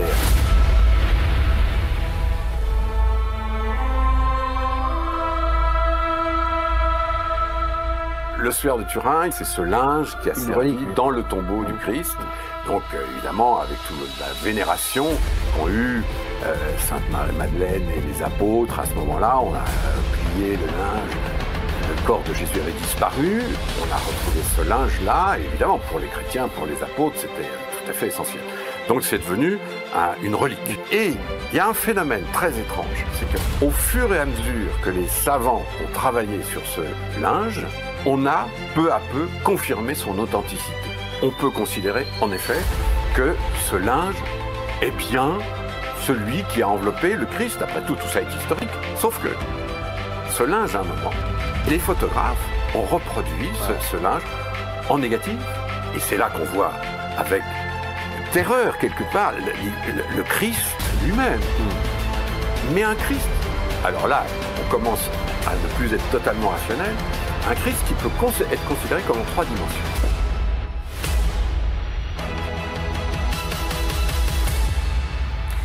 Tous les secrets du Vatican. Ça donne envie de regarder intéressant. cette émission. Bernard Lecomte est un magnifique journaliste et un conteur exceptionnel. Et effectivement, j'ai pris un plaisir immense à partager, bien sûr, l'émission Face au mystère avec lui. Et c'est à votre disposition si vous êtes abonné à BTLV. Alors, vous êtes nombreux et nombreuses également à nous demander comment on fait pour regarder BTLV à la télévision. Il n'y a rien de plus facile. Pour regarder BTLV sur votre télévision, il suffit tout simplement d'ouvrir le navigateur Google Chrome et de vous rendre sur btlv.fr. Rendez-vous sur l'émission de votre choix, faites ensuite un clic droit sur la vidéo et sélectionnez Caster. Sélectionnez enfin votre Chromecast et la vidéo arrive comme par magie sur votre télé.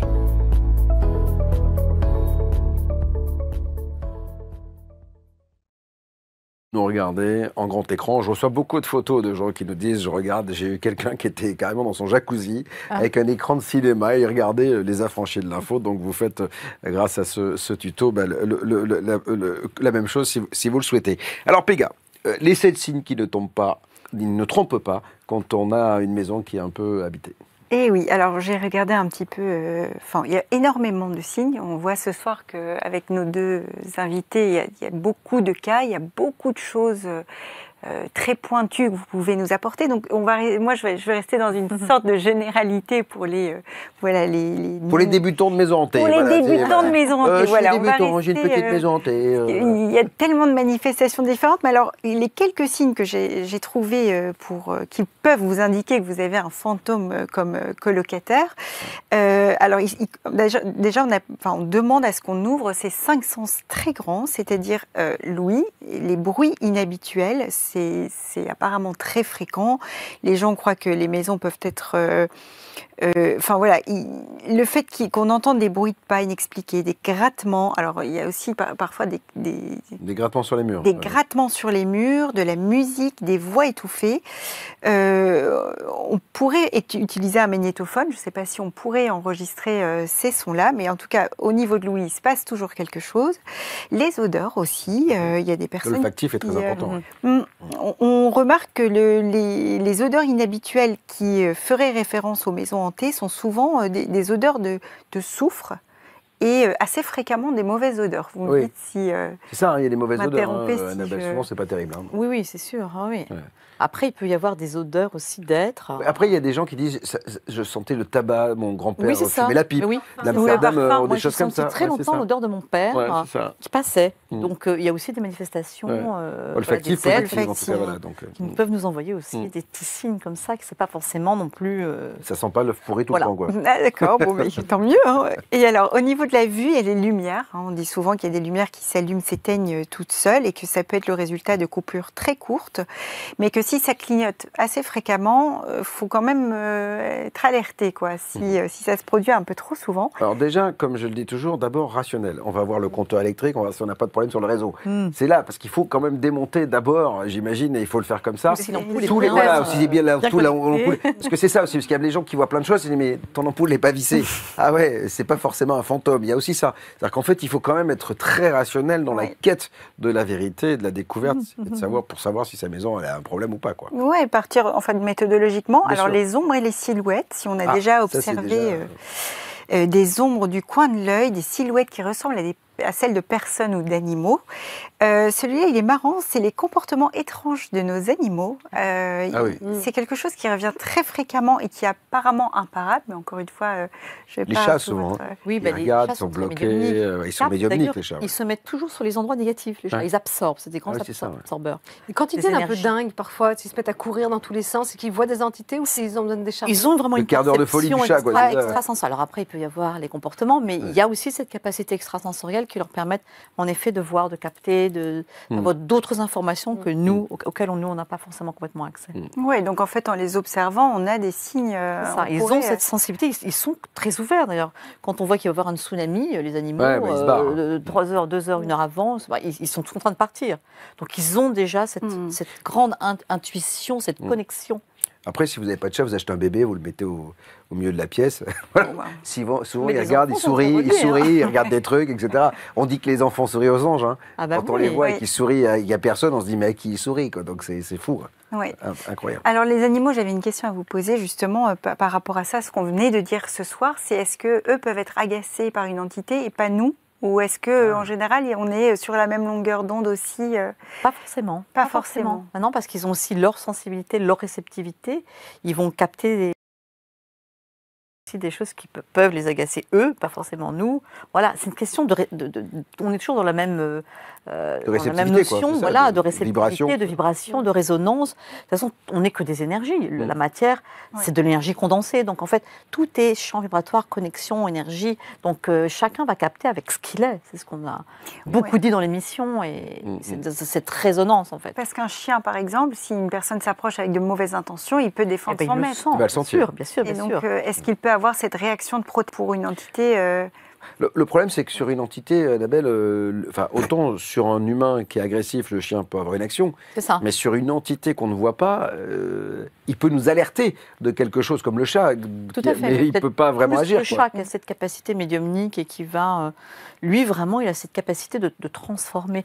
D'ailleurs, on disait les sorcières avaient des chats noirs, parce que le noir est une couleur qui absorbe, et que le chat noir, justement, était considéré véritablement comme un animal qui absorbait les énergies négatives et qui les transformait. D'accord. Donc, ce n'est pas du tout négatif. Et alors, pour terminer, des objets qui cassent régulièrement dans la maison, c'est peut-être un signe qu'une entité veut vous communiquer quelque chose. Alors, donc, si vous devez faire le nécessaire après avoir entendu tous ces signaux, je vous conseille de vous tourner vers les bons soins prodigués ce soir par JL pour nettoyer votre maison. Alors, Patricia, moi, il y a un truc que je trouve absolument incroyable, c'est que je suis allé 2 fois à Fougeray, là, même plusieurs fois, mais là, j'ai tourné un documentaire qui a été en ligne sur btlv.fr, on l'a posté juste avant l'été. En fait, Véronique me disait quelque chose et on a été 12 à voir un déplacement d'objets absolument dingue, mais elle me disait qu'elle avait une balle de bitbokeh ou je ne sais plus quoi, une boule, qu'elle mettait à un endroit et que le lendemain elle retrouvait. Et ça s'appelle le Jot, c'est une abréviation anglaise, je crois, je ne sais pas quoi. Et en fait, des objets se déplacent. Moi, je suis toujours scotché parce que je me dis que finalement, ces entités, elles ont aussi la puissance de déplacer les objets. Non, le jottling, c'est nous qui déplaçons les objets. Et il y a eu beaucoup d'études des centres métapsychiques justement en Angleterre là-dessus, avec des médiums à déplacement d'objets. C'est pas forcément l'entité. Et là, on se plante quand on pense que c'est des entités qui déplacent forcément les objets. Nous avons cette capacité. Mais nous le faisons inconsciemment. Donc, certains médiums le font consciemment, une espèce de téléportation, comme ça. Et puis d'autres le font inconsciemment. Vous savez, les clés que l'on pose dans un endroit et que l'on retrouve dans un autre endroit, ce n'est pas forcément une entité qui est venue pour déplacer les clés. C'est nous qui avons déplacé les clés sans le savoir. Et c'est souvent le cas. Il y avait le jottling. Il y a eu beaucoup d'études en Angleterre là-dessus. Avec des gens, avec des médiums en laboratoire qui ont travaillé, même en Italie avec Paola Giovetti qui a conduit toute une série d'études là-dessus. Et le jottling, c'est vraiment notre capacité à téléporter des objets. D'ailleurs, en laboratoire, ce qui était drôle, c'est que il y avait des gens qui étaient vraiment presque médiums à jottling. Vous mettiez un objet sur un endroit, il se concentrait, l'objet disparaissait dans un halo bleuté. et réapparaissait un petit peu plus loin. La chose qui était intéressante, c'est quand il réapparaît, que ce soit des clés, un vase, un verre, ce que vous voulez, il est chaud, généralement, et si vous étudiez sa molécule, ces atomes, ils sont modifiés. C'est le même objet, mais il a été modifié dans le fait d'être déplacé. Donc que ce soit une entité ou que ce soit par nous-mêmes, cette espèce de déplacement invisible d'un objet le modifie. Donc il y a vraiment, encore une fois, des raisons de faire des recherches là-dessus. Les Anglais se penchent vraiment sur la question. Il y a eu beaucoup d'expérimentations. Alors pas forcément entités, mais nous pouvons aussi déplacer nos clés. Ça, c'est important à savoir. C'est important à savoir. Nous avons cette capacité, toujours avec cette matière psychique que nous dégageons. Il faudrait faire vraiment beaucoup d'études sur la matière psychique que nous dégageons. Nous dégageons une énergie incroyable et nous sommes capables de produire des choses que nous ignorons. C'est un peu dommage d'ailleurs de les ignorer lorsque nous les faisons, mais c'est ainsi.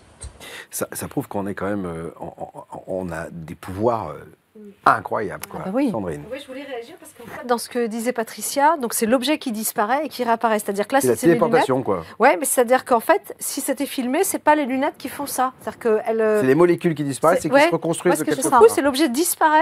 Et il réapparaît. Mais bon, ce serait fou de les voir aussi se promener comme ça, mais oui, il y a une dématérialisation. François Desviers nous a dit un jour quand même avoir perdu des lunettes et les avoir vues réapparaître au milieu de son lit. Ah ouais.